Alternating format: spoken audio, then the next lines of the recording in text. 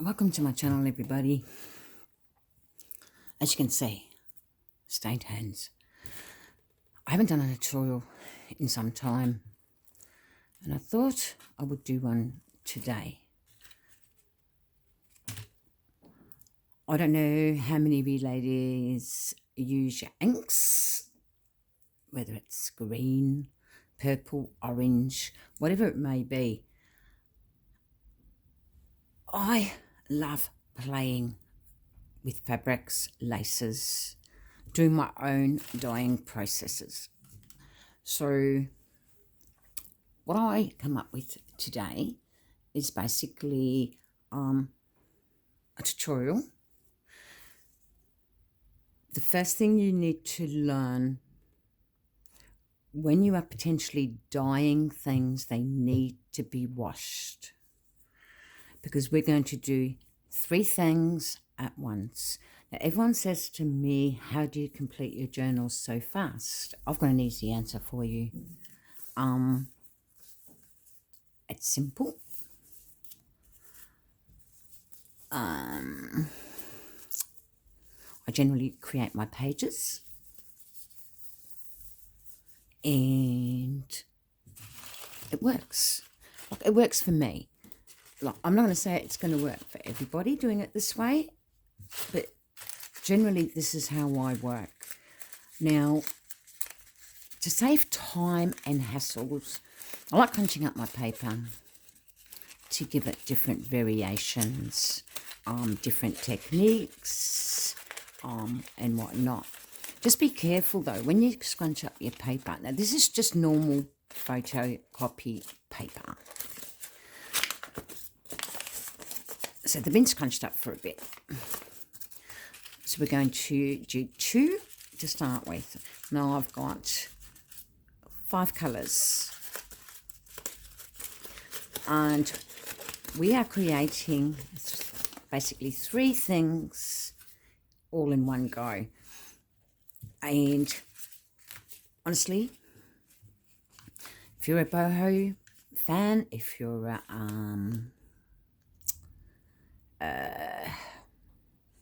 like medieval, you like colour, this is the quickest way I know to complete a journal pretty fast, plus get beautiful looking lace. Now, food colouring, distressed inks, anything will work, and you save lots on. You honestly save lots. So what I generally do is I just use the lace that I'm going to, because I want to colour my lace as well. So for this particular journal, the lace will have colour. And the beauty of it is I'm not just colouring the lace, I'm colouring my paper.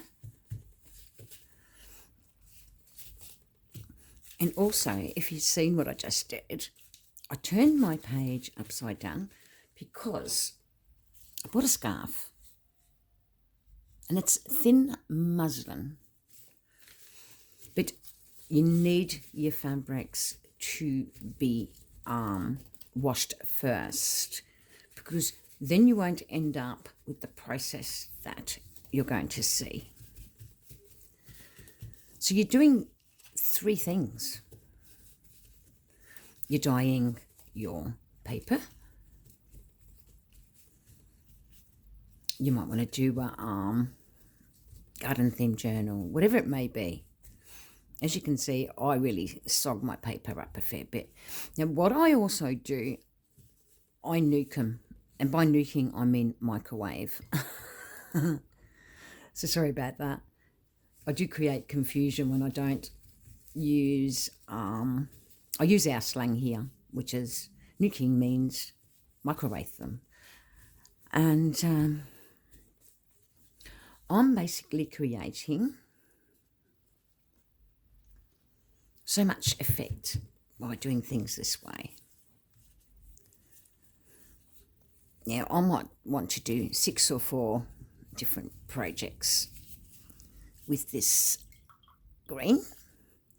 So my plans are is to be very gentle so I don't rip my paper. That's the number one rule with this method. Be very, very gentle.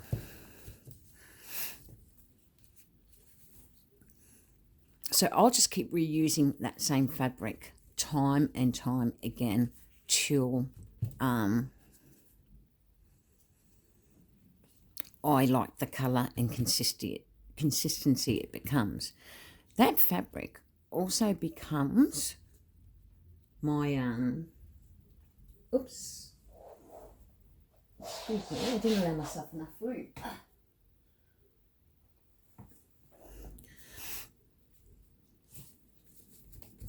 So dab it on gently. There is no fast way of doing this. And you'll produce amazing bohos. You'll produce amazing paper, fabric. So I basically get my lace and twine it into this fabric. Now, if I feel it's not ready to be microwaved, right, because I'll need more dyeing, I will hang off doing that because I'll want to do more pages in the green. But this will semi-dry my arm by squeezing the cloth itself or the fabric. It's just about getting there. So we're going to put that aside because I'm not done with that, because that fabric will be done. And there's my green lace. Now, that can go aside with that fabric. So we get another piece. And like I said, this is what it is, a scarf. So we'll use another colour. This method's not for everybody, but it is for me. You know, it just honestly saves me a ton of work. Now, it doesn't matter that a bit of green has gotten splashed onto that. So again, gently opening up my pages.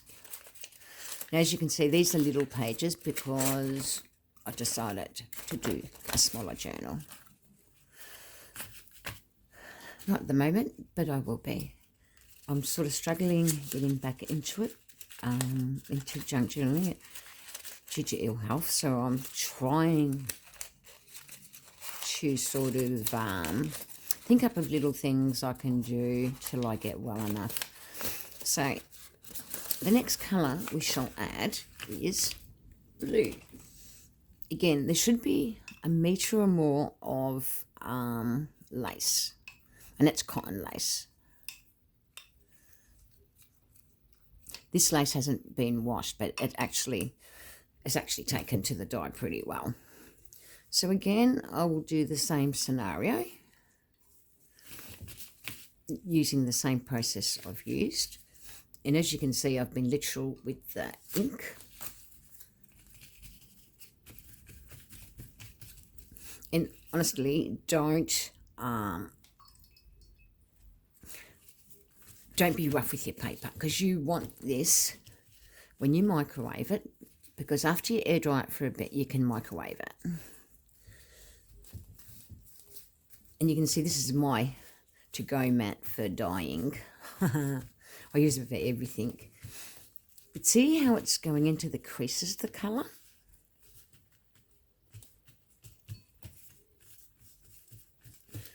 And it's just simple. Just a simple technique. Like I said, you've got distress ink, just sitting there. All those things we buy, we don't actually really sometimes need them. I've actually even got a bit of fabric there because I want to use make up some tabs. You know, when you make up boho journals and all that, you think, oh, I've got to buy Zari, I've got to buy this, I've got to buy that. Well, actually, we don't really need it to produce a nice journal. So I soak away to achieve the effects I want. And this formula does work because you're doing 3 items that you will need for, say, a boho journal. So I've picked out 5 colours. And I'll keep that fabric in there because I'm going to need that.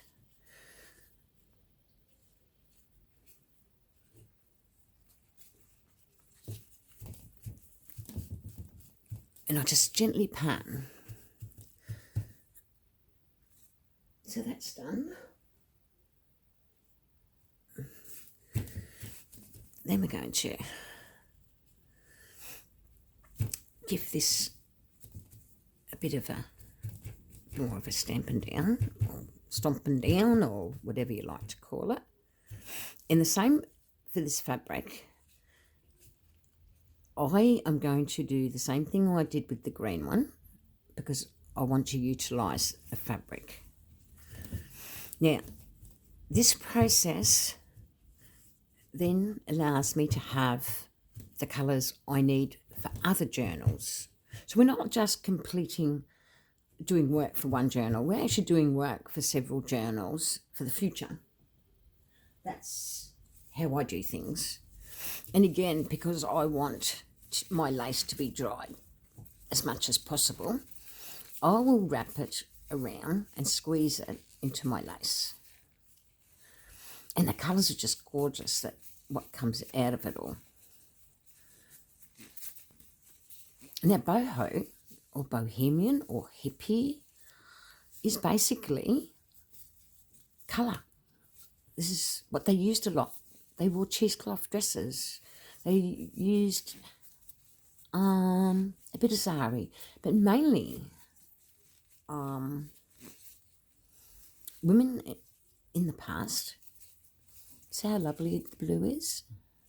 So that's ready to be dried for the microwave, but I want to be able to use that some more with dyeing. So I've just got to keep them separated so they're not likely another colour to spread through them. Okay, so we get another couple of pages and we unscrunch them. Whoops, we don't need blue. You're done. This is a really fun technique too, you know, like, and you'll see there's been a bit of ink, accent with ink. Do you know what? Adds to the character. It really does. But this is the part where you need to be gentle with your paper because you've had it, this has been screwed up for a few hours. Or crunched up for a few hours. Just getting a tutorial done has been just sort of, I struggled with it. So as you can see, that is colour still on there. So we're going to use this one. And this one. Now all these are basically, I think one of them's distressed ink and it's the purple. But the rest of it's food dyes. You know, cheap food dyes. And like I said, I'm literal with it. You know, I don't, because I like what it does to this particular, just normal photocopying paper. It does heaps to it. Like when you microwave it, it actually thickens up your paper. So this is partly why I'm always ahead in my journal making, is because I normally have stuff already made up, or the stuff is generally pre-prepared. Because if I'm going to do this technique for one colour, I'm going to get it ready for, get a few colours done at once, because I find that's really handy for me. And it saves time, and I don't then re-dirty my surface and all that like I said, it just saves a lot of time, a lot of preparation on each individual journal I make, because I can just go to my cupboard and I can pull out these papers. Now I'm just going to make sure that that won't rip, because I've got that covered. So I'm really not, oops, nearly did it in the wrong colour. Oh, by the jingo. But we are going to try that. We are going to try a full colour. You know, mixture of the colours together. And look, see the lines in it from having it scrunched up. Now that will deepen as when you put it in the microwave. That actually will deepen the indentations from scrunching your papers up. Okay.